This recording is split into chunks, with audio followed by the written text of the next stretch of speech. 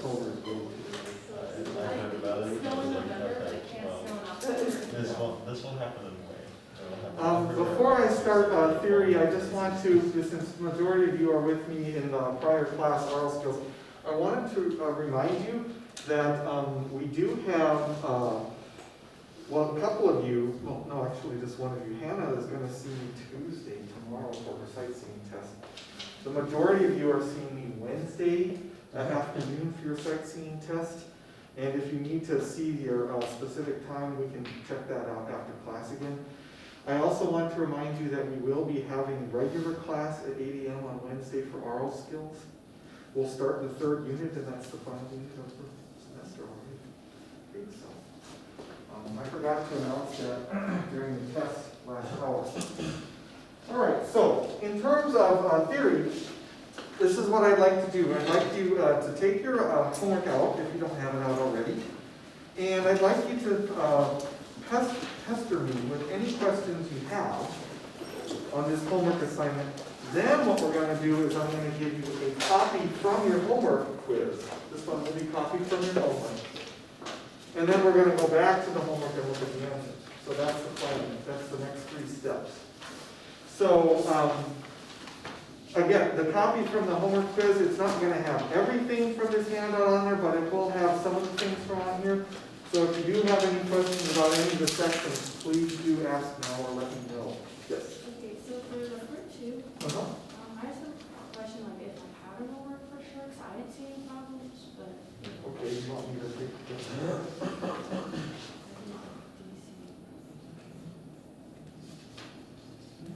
Let's see here. It looks like as long as you kept it. I hope so. Yeah. In fact, would you mind if I just maybe sight read it at the piano? Is that okay for everyone to hear? Okay. Well, I'll give it a shot. So this is the recomposition of the sequence in section 2, and we're in D minor. So we have this sound.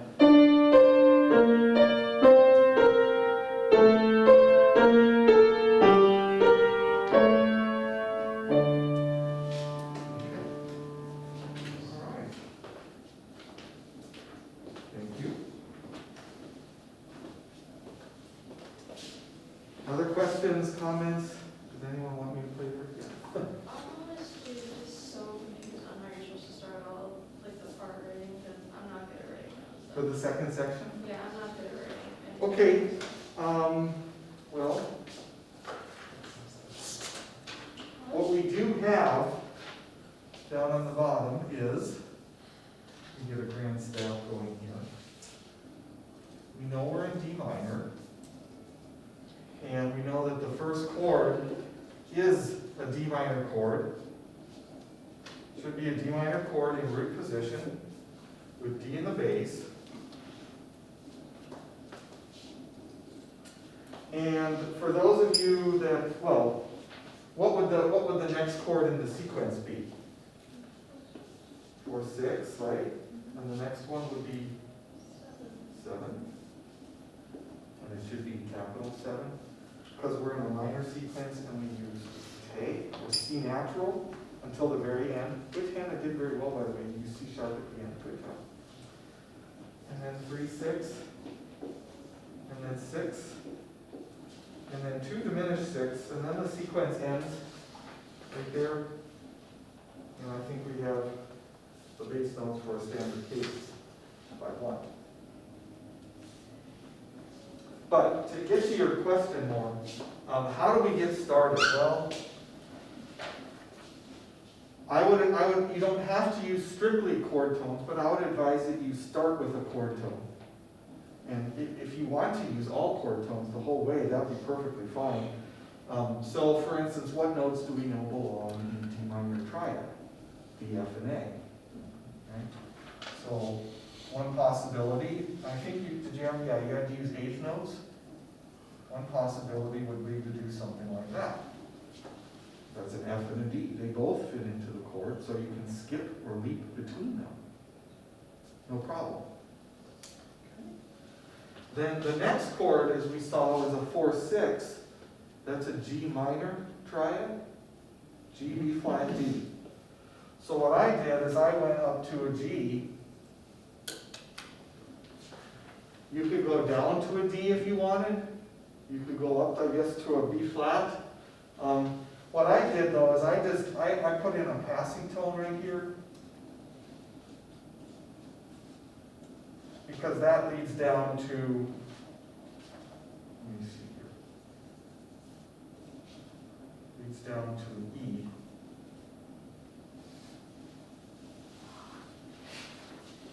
Which is the next note I want.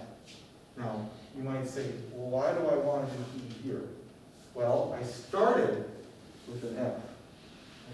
This much right here is my original model or pattern. Same thing, this right here is my original 2-chord model or pattern.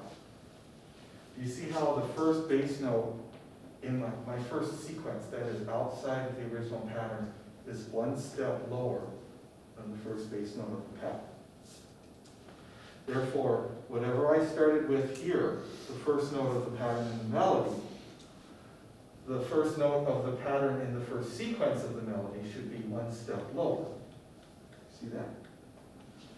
And so what I did is I found out that this works. This is a passing tone, by the way. I found out that this works. All I got to do is continue the pattern now.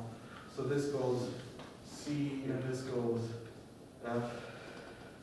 Wait, how many beats do I have in this measure? Hang on. Yeah. Let's see. F, E, and D, E flat. So here's a sequence. And here I'm starting another sequence.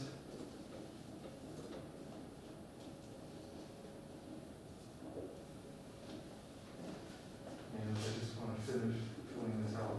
Got A in the bass there, B flat in the bass here, G in the bass here, A in the bass here, and D in the bass here. So here's a passing tone again. There's a passing tone. And this is where I use my C sharp. Bless you.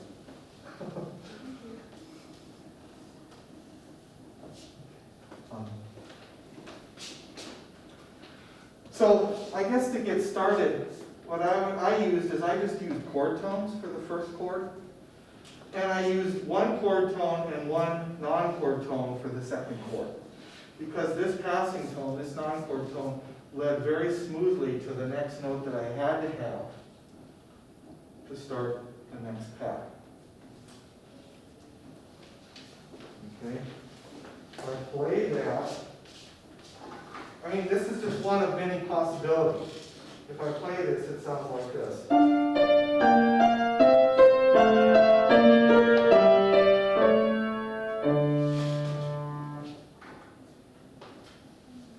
Again, just one of many possibilities.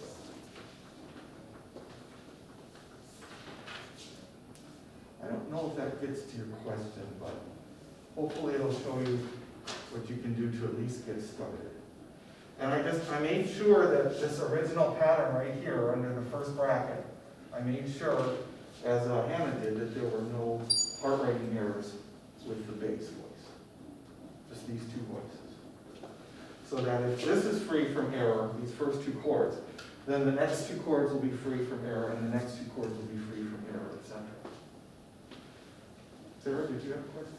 Yeah, I was just gonna say, is it okay for the last two chords if you like make it a full chord, like add the E and Oh, yeah. No, that's yeah, fine. on top? Okay, cool. That's fine.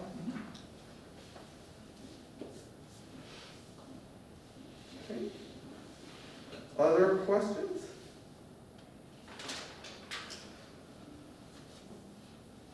Okay. Well, then let's do this. I'm going to give you the half-sheet quiz. This is copied from your homework, so leave your homework out and just fill in the blanks for what I asked you for on the quiz. I better erase this one, so I'll lose this.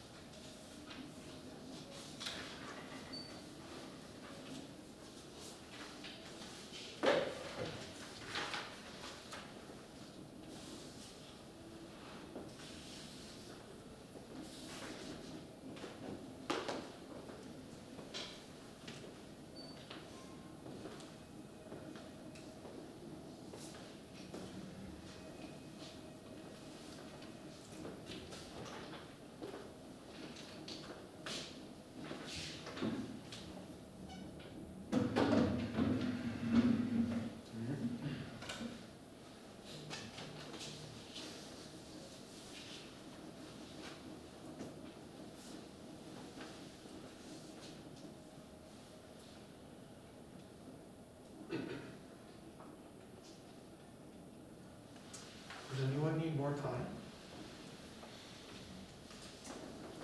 Good, I'll come around, pick them up then. Thank you. You can keep your homework out, we'll take a look at it for just a few more minutes.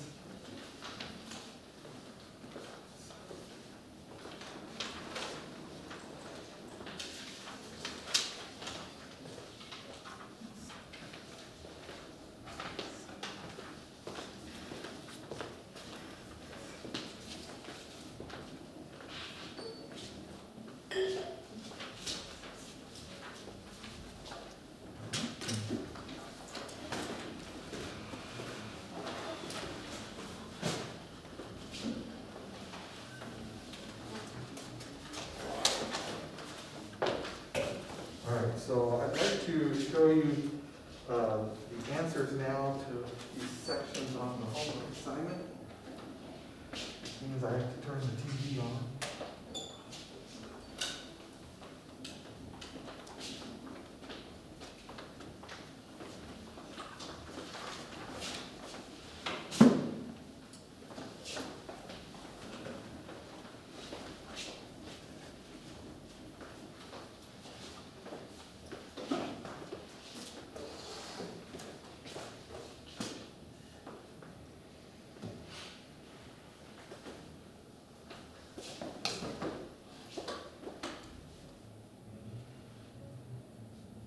Okay.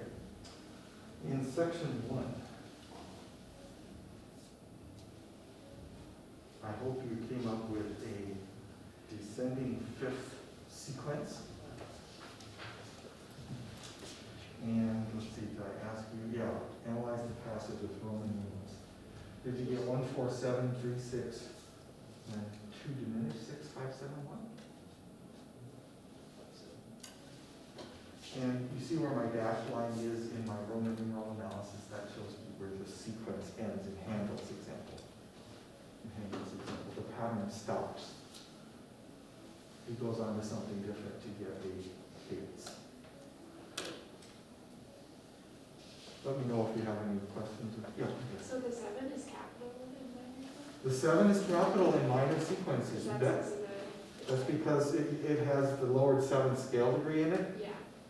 But by the time you get to the very end, the 5 is also capital. Because there you see how he's got C sharp because you raised T. So yes. And we talked about, again, your melody doesn't have to be like mine, but we talked about this. What you should have is you should have a descending fifth variant, which means the bass line should go down by third, up by second, down by third, up by second. I just had that on the board a few moments ago. But your bass line should be exactly like mine, and so should your Roman numerals, I believe. 1, 4, 6, capital 7, 3, 6, 6, 2 diminished 6, and then 5, 1. The bass goes D, B flat, C, A, B flat, G, A, and then And again, we talked about possible melody choices up there. You just want to make sure that you did not write any parallel fifths or octaves with the bass and your melody. And you want to make sure your melody did not contain any augmented intervals, especially augmented seconds. Certainly not augmented fourths either. I put parentheses around my passing tone, but I didn't label them. It looks like in my melody. So. Yes? Okay, so just like out of curiosity, so for my melody in the third measure, I have G to the B flat, and so like, could I stop the sequence like right before that? Like, You have G to B flat. yeah, because then I just thought I did like a fourth chord. Like I know like in this specific case, you said to wait until the 5. Oh, do you mean above the G in the bass? Yeah. Yeah, both of those notes fit into the chord, right? The only thing I would be careful of is that if you have a B flat in the melody, does it go to a C sharp? That's an augmented second. That's the only thing I would be careful about. Okay. Good, other questions? Right, on the back side,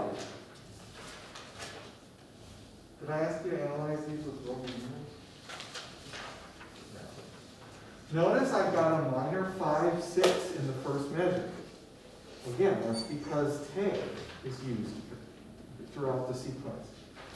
But when I get to the end, in fact, after the sequence ends, you can see I've got a capital 5 right there, because there is an A sharp. There's an A sharp, which is C, the key of B minor. So if I zoom out just a little bit, maybe you can see the whole thing. Yeah, your Roman numerals should be minor 1, minor 5, 6, capital 6, capital 3, 6. Then in the next system, minor 4, minor 1, 6. And then these are all chords for setting up a cadence. But the sequence ends right here, after this third measure of the example. What type of sequence is this? What did you get? Did you get descending 5, 6? Okay. How do I know that? Well, where the chords change, you see how I circle the bass note? So there's B, A natural, G, F sharp, E, D. Is not the bass going down by step, where the chords change. That's the hallmark, a characteristic feature, the telltale sign of a descending 5, 6 sequence. The bass goes down by step. And the only other question I believe I had was, did you get the suspension was a 4-3 suspension?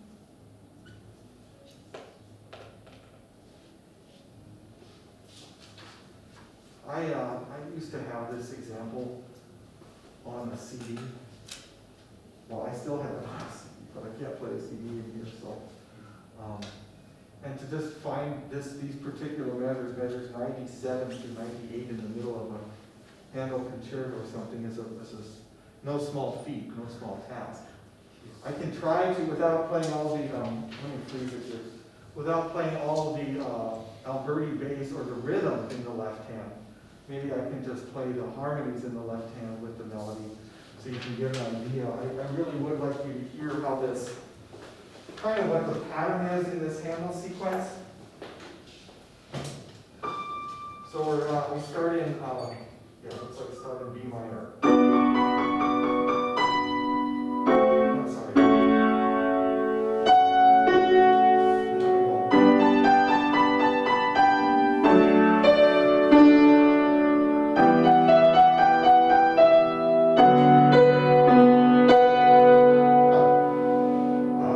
This is really weird. Okay, so.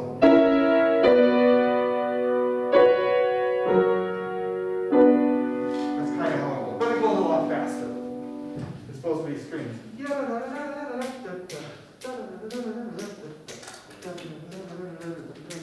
Goes like that. Anyways, so, well, I hope you can hear the pattern. You know, there's a descending 5, 6 sequence right there. And, you know, Handel, Bach, boy, Vivaldi, you name it, I mean, those Baroque composers, they really knew how to do their sequences. Even classical composers did. By the time you get to the Romantic era, this is like after Beethoven's death in the mid-1820s. By that time, sequences started to fall out of use. I know it's sad, too bad, right? Okay, any last minute questions on this before we go on? All right, the next thing I'd like to do then is show you a couple, well, what I consider a couple short real music example passages that use sequences that I think are particularly expressive. And we have the time to do this because we don't have to learn anything new today, right? Because we're getting close to a test. So what I'm going to do is I'm going to give you a handout, and we'll just see how much of this handout we can get through. If we don't get through all of it, that's fine. But these will give you some musical passages that we can look at together.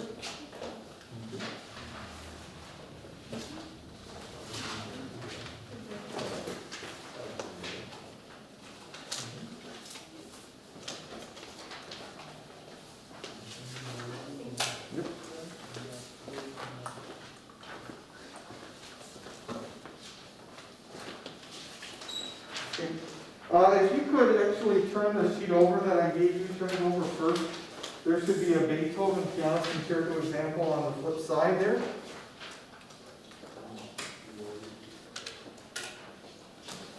And what I want to do is I want to show you that, I mean, this isn't rocket science or anything, but composers, what they sometimes do is they sometimes pick a chord within a harmonic sequence, and they use that as a pivot chord to modulate to a different key. It's not, you know, terribly novel idea, that's not super surprising.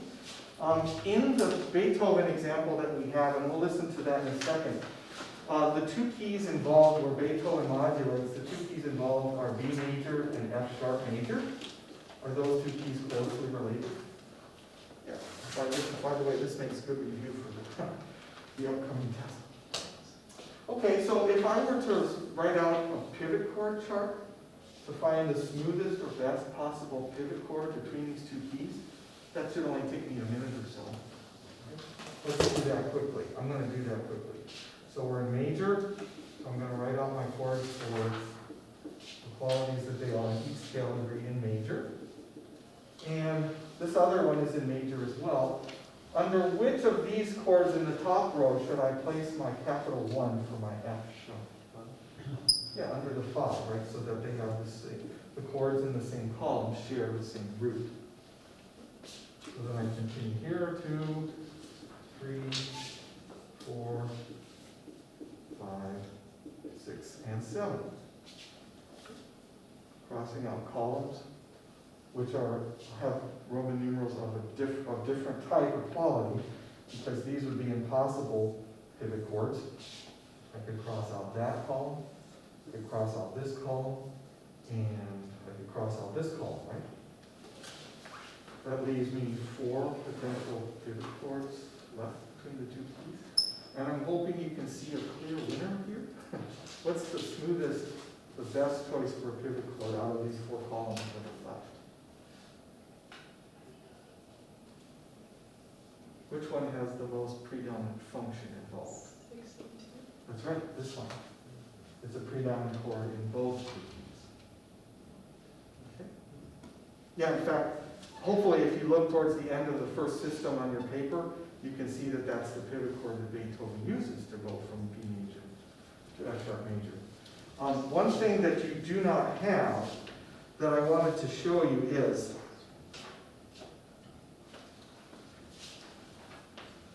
maybe it's best if I show it to you right here. This goes back to that handout I gave you a couple classes ago, and specifically I want to look at this sequence, the ascending 5/6 variant. Because this is the sequence that Beethoven uses in the passage that you have in front of you. Okay? And the only thing I want to point out is, you have this on your handout. You have the Roman numerals up to, I think, this 4 chord. But if you were to continue the ascending 5/6 variant sequence, you get these next set of Roman numerals. After the 4, you get a 2, then you get a 5, then you get a 3, then you get a 6. And, you know, I just kept dragging it out as far as I could go until I didn't have any more room. And I ended on a 1 chord. But, you see the Roman numerals that I have here with kind of bracketed or with a bracing with a pencil? You see that? Starting with the 1, I have, at this point in the sequence, I have 1, 4, 2, 5, 3, 6. Take a look at the Roman numerals that Beethoven uses starting in the 3rd measure of your example. What Roman numerals are written for you there? Who can read them off from me out loud? It looks like the 3rd measure of the Beethoven example. What are the Roman numerals you have there? Yeah, thank you. 1, 4, 2, 5, 3, 6, isn't it? Okay.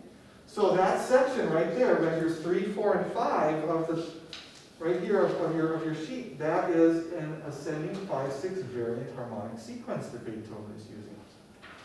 But what does he do when he gets to the 6th chord of the sequence right there?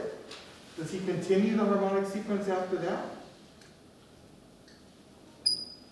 No, what he does is, I don't know if you can see it from here, but he's got 1, 4, 2, 5, 3, 6. This is all part of an ascending 5-6 variant sequence. And then he stops the sequence right here, and he uses the 6th chord as a pivot chord to the new key, which is what we found here. So, I don't know if that makes a lot of sense to you, but for this particular passage, these 3 measures, he uses or employs an ascending 5-6 variant sequence for about 6 chords. Then he stops his sequence because he's gotten to a really nice pivot chord, something that could work to get to the new key of F sharp. And then after, if you look at the second system after the pivot chord, I think he finishes off with just 5, 7, and 1. He gets to a cadence in F sharp. So I guess what I'm saying is that it's not unusual for a composer to use a harmonic sequence and then one of those chords in the harmonic sequence to treat that as a pivot chord to propel or shift or change keys, go to a new key. Okay. So let's see if I can play this now through the speakers. I do want you to hear this passage. See if we get any results here. Okay. There's the 4 chords in the sequence. 2, 5, 3,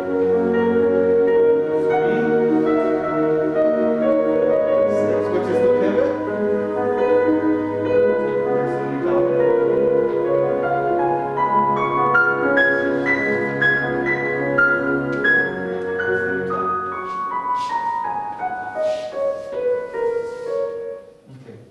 Let's listen to that again.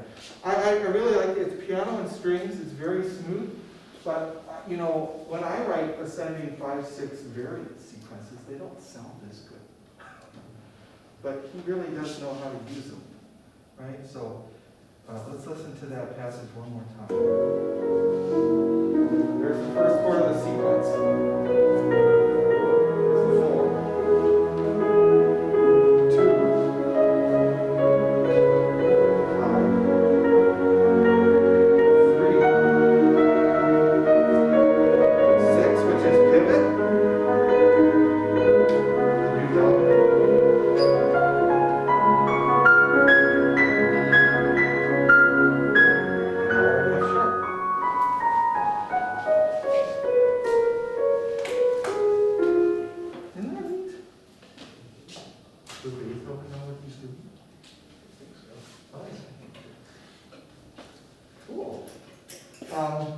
I don't usually write my pieces in F sharp major anyway, it has a lot of sharps, but Beethoven decides to do that.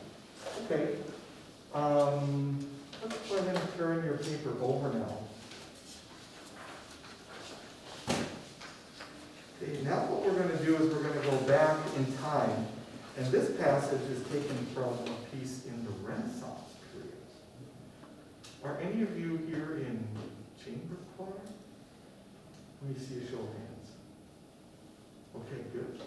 Chamber choir, I mean, you don't have to sing Renaissance pieces, but that's a good place to sing Renaissance type music.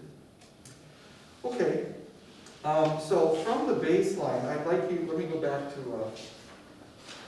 well, I hope if I go back to this, I can play the sound files through the speakers once again. I hope it doesn't short it out, but. Oh, what happened to my TV?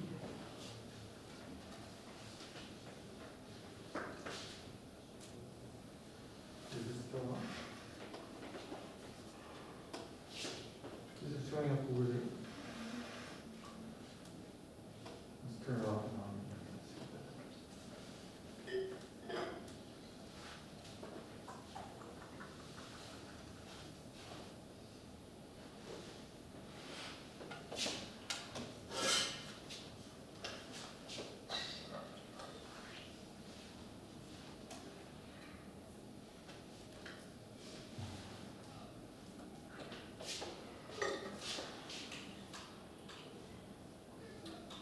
I'm going to try one more thing. I'm going to turn this off and I'm going to turn it on again and see if that does anything.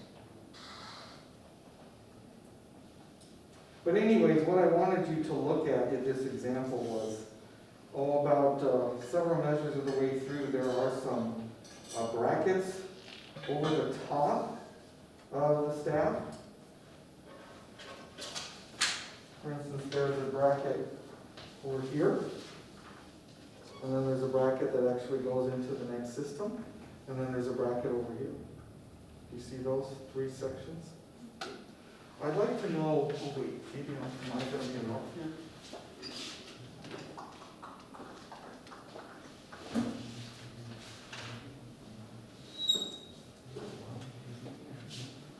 Okay, so I guess what I wanted to do, this is just a passage from a Renaissance composer named Josquin.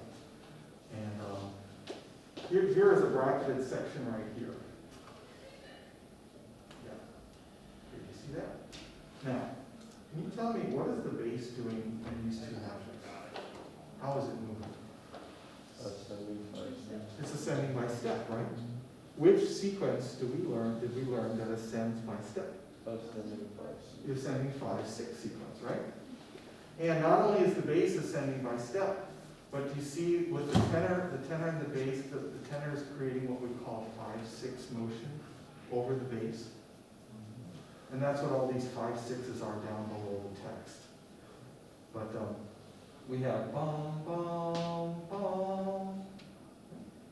And I want you to take a look at the chord progression. What is it, 6 chords here?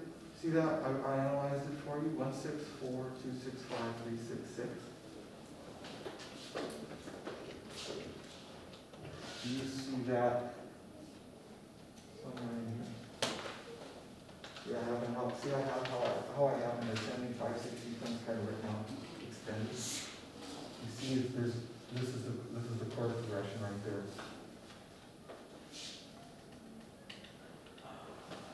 Then let's go further. And I'm sorry this goes from one system to the other. But you'll see that the bass ascends by step again. It goes from F to G to A, and then down here it lands on B. So it's going up by step again. That's ascending 5-6. And what is the chord progression here? 2, 6, 5, 3, 6, 6. And then what's the last one there? 7 in G position. Is that not this right here? And then the third and final segment that's bracketed above the staff, down here in the bottom system. Take a look at how the bass is ascending by step. G to A to B, B to C. Can you see the 5-6 motion again with the tenor? A to E is a fifth, A to F is a sixth, B to F is a fifth, B to G is a sixth, etc., etc. So here's another segment of an ascending 5-6 sequence. And look at the Roman numerals, 3, 6, 6, 4, 6, 7, 5, 6, 1. Which is really this segment right here. See that? 3, 6, 6, 4, 6, 7, 5, 6, 1. Okay? Now, those are the segments of the ascending 5-6 sequence that this Renaissance composer, Josquin, uses. But now notice that the three bracketed areas form a larger sequence, each one starting a step higher than the previous one. So for instance, if I go back to this and I just look at the circled Roman numerals, 1, 6, 2, 6, and then 3, 6. What's the bass notes for those circled chord notes? Well, here's E. Isn't this one then F? And isn't the one after that G? Doesn't that also have an ascending by step connotation to it? In other words, we're looking at the bass note of this chord, and this chord. And don't the bass notes of these three chords also ascend by step? Which is kind of like a broader ascending 5-6 sequence on top of all these three smaller segments of ascending 5-6 sequences as well. Okay. All right, let's see if I can play this recording for you. The recording really is the one that brings it out. I'd like you to follow along if this plays. And let's focus.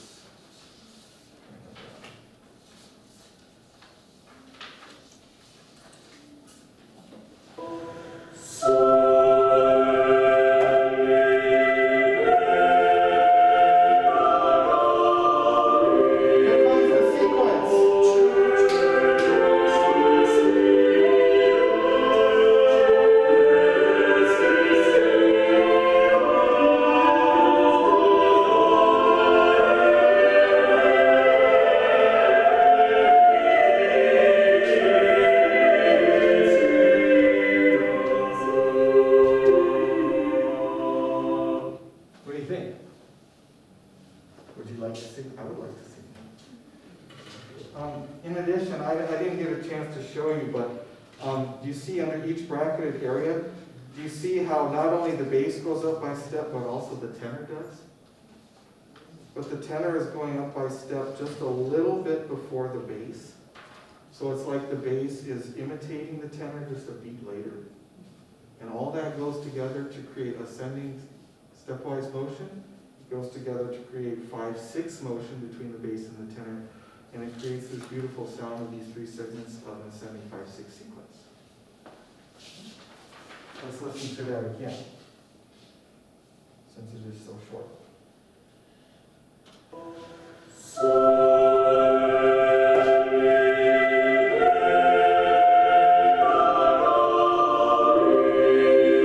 There's the sequence.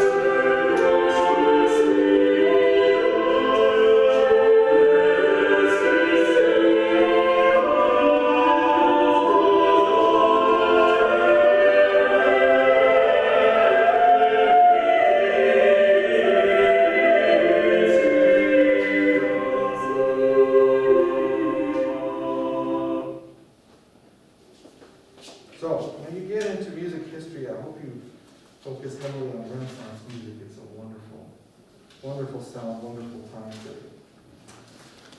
All right, so you can go ahead and keep that handout for posterity or as a souvenir or whatever you want to do with it. What I'm going to do now at this point is I'm going to give you a copy of the test review. We do have a test on Friday in this class. Next class, which is Wednesday this week, we will be reviewing for the test, and then Friday we'll actually do the test itself. Okay, so we're going to finish, it looks like a little bit early, but I'm sure you don't mind. And I'm sure the class that waits to get in here after ours doesn't mind. All right, so take a look at this between now and Wednesday. This should give you an idea of all the types of problems that could be potentially on the test. This goes back to a few secondary chords.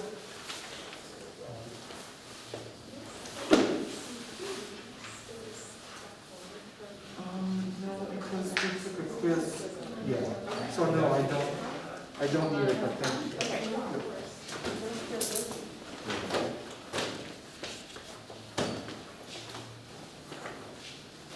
Okay. All right, that should be it for today, guys. We'll see you on Wednesday.